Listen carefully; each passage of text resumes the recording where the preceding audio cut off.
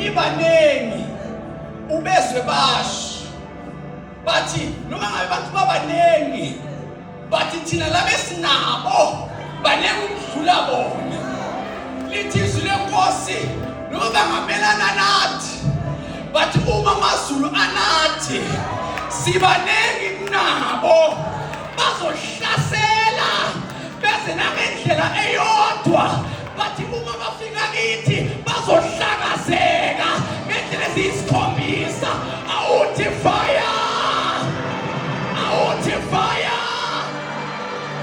nabavukela emsebenzini ungalwi nabo njengabo lithi iBhayibheli thina sihlala la emhlabeni sibala emhlabeni mara asizi njengabantu bomhlaba ikhali zethu akusize nyama ikhali zethu sikamoya ngekhali zethu sibhidliza ikhono zobumnyama siphula iqalekiso sibopha amadimoni sibopha abathakathi isangoma asinawo amandla phezu kwethu inyanga asinawo amandla phezu kwethu abathakathi abanawo amandla phezu kwethu awuthi fire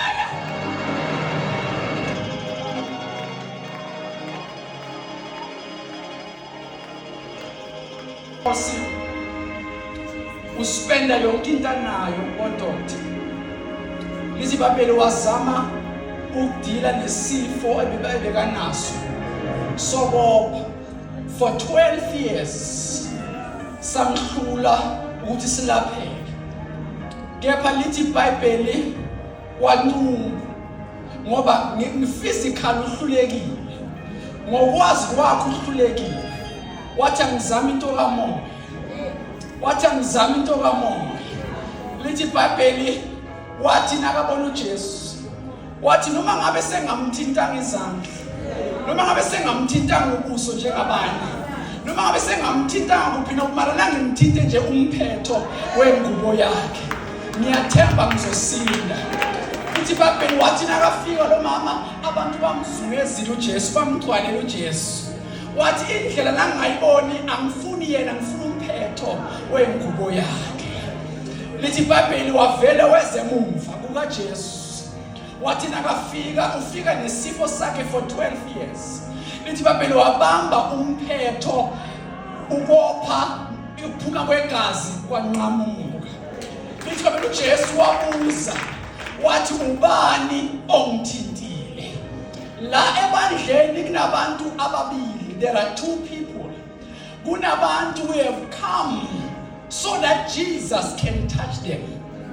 mara kunabanye abantu hlobo labanye abantu who have come to touch Jesus